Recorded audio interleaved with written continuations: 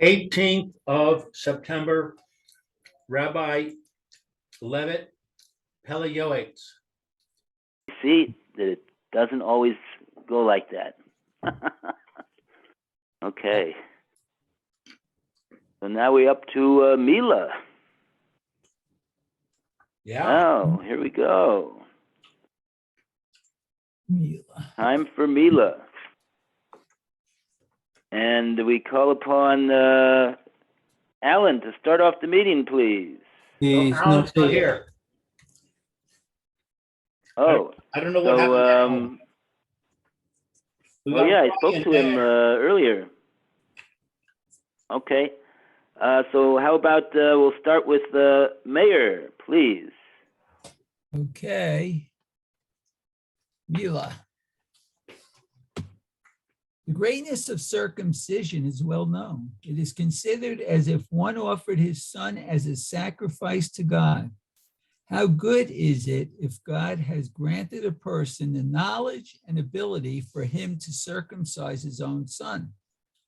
If a father is not capable, then he must be careful when he hires another person to circumcise his son, to tell him explicitly that he is appointing him his full-fledged agent in order that he fulfills the rule of an agent of a man is like himself. And it will be as if he performed the mitzvah, which is incumbent upon him. A person should choose the mohel, who is most expert, knowledgeable, and God-fearing in the city. It is a time to have compassion on his son. By choosing the most righteous mohel, his merit will the child becoming a sage and a God-fearing individual. How good it would be if all 8 days prior to the circumcision, a father will learn Torah in the same room in which the circumcision is to take place, especially on the night of watching, the night prior to the bris. A person should gather his friends who are Torah scholars to study all or most of the night and to pray on behalf of the child. If God will be with me, I will compose the text of the prayer as well as a prayer for the Moel, Sandak, person who holds the baby during the actual circumcision, and father of the child.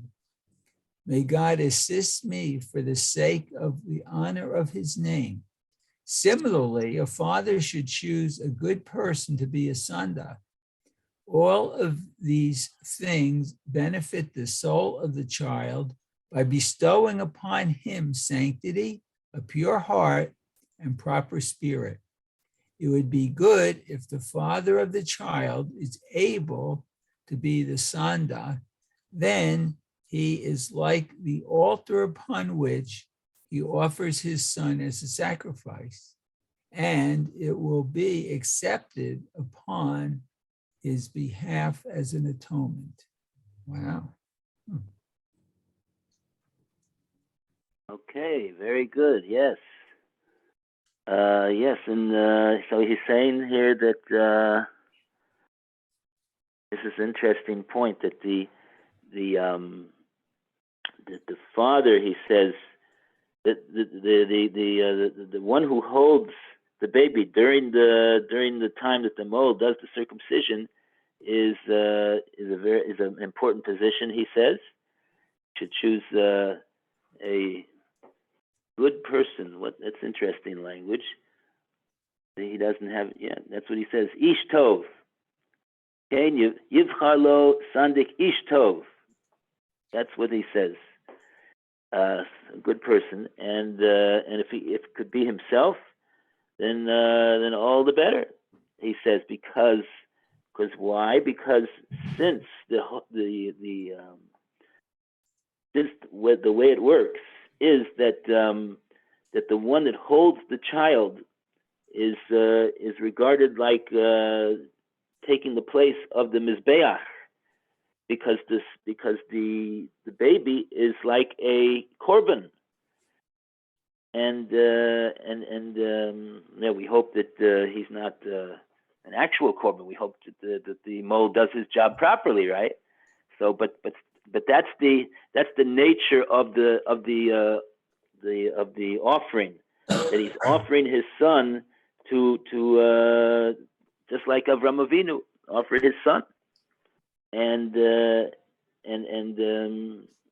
like that, it creates an atonement, and so therefore for the father to be the one that holds the baby, so he's participating now to be the altar that the baby has the bris Mila, and so therefore that will be an atonement for the father.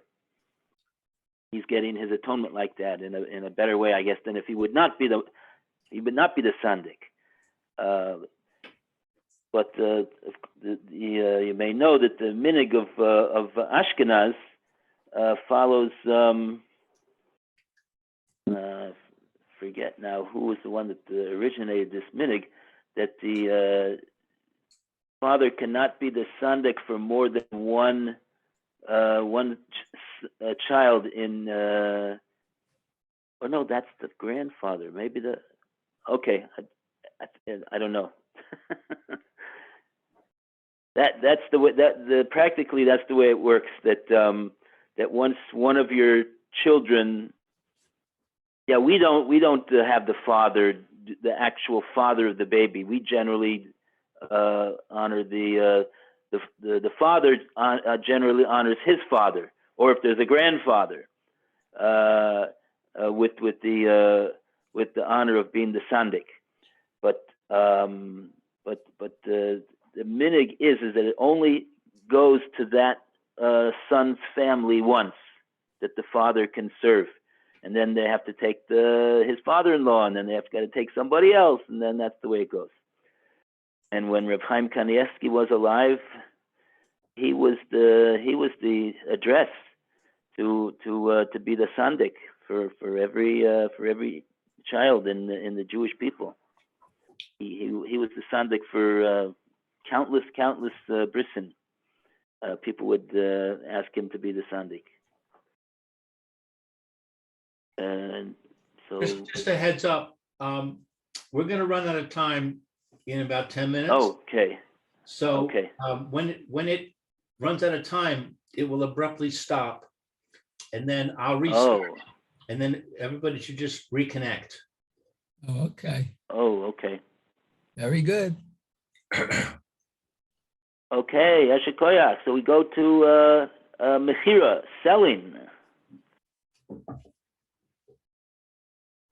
And we call upon Roy to continue the reading. Mechira. It is better that a man sells his utensils and property in order to avoid poverty. How mistaken are those people who are losing their capital and are very hard pressed for funds, yet it is beneath their dignity to sell all of their jewellery, utensils and properties in order to establish a principal trust from which to provide for their livelihood and their retirement. Instead, they sell each item individually in order to eat them meager abroad. Instead, they sell them individually. Sell each item individually in order to eat their meager bread. And in the end, the principle is completely eliminated and they must search for provisions. It should not be bad in the eyes of man who possesses intelligence. With intelligence, rooms will become filled. To sell his jewelry, his home, and all his properties in order to provide composure for his soul, and to avoid gifts and loans of flesh and blood. The gift is minimal, yet the shame is awesome. The opinion of sages is that the evil of property is so great, heaven should save us, it's well known. All the more so, a person should not depend upon borrowing money with interest, Behold, our sages in Erechin 30b said, a man should rather sell his daughter as a maidservant than borrow money with interest, which continues to increase and grow. In the end, if he does not pay back, his creditors will tie his legs in a rope and drag him through the fire and water, like our sayings of our sages. Such a person will never cease from being a poor man, and all the days of a poor man are bad and filled with many pains. Mhm.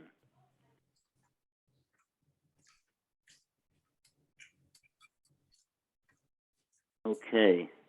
That's very extreme. Right.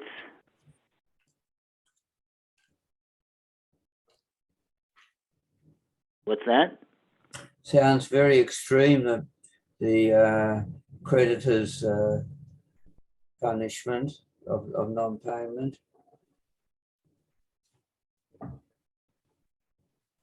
Oh. Mm-hmm.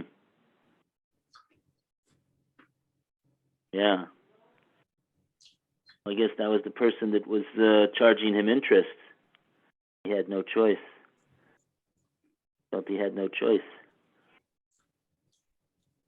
In any case, yeah. Shem Yerachim. Shem should save us from such a predicament or anything similar to such a thing like this.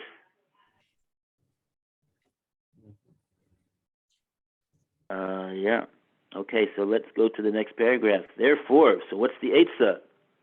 Every clever man. We'll start with Lou, the clever man. Therefore, every clever man must act with wisdom as soon as he sees that he is beginning to financially fall. He must seek his strategy according to the blessing of God that Hashem has granted him in his home. Perhaps there is hope, and after the items are sold, he will find his salvation. A person should not be concerned about leaving his children an inheritance of lands and tools. One is closest to himself, and his life comes first. No one knows what will be after he is in the grave, whether his sons will be good and upright, a righteous generation, or not. In which case, a house, riches, and a family inheritance will be no benefit, for they all will be carried away by the wind. It is appropriate for the children not to be concerned about themselves, but they should have pity on their father and mother and encourage them to sell all their belongings in order to finance their retirement with dignity and comfort and minimize their inconvenience. As a reward for this, Hashem will send his blessing upon them.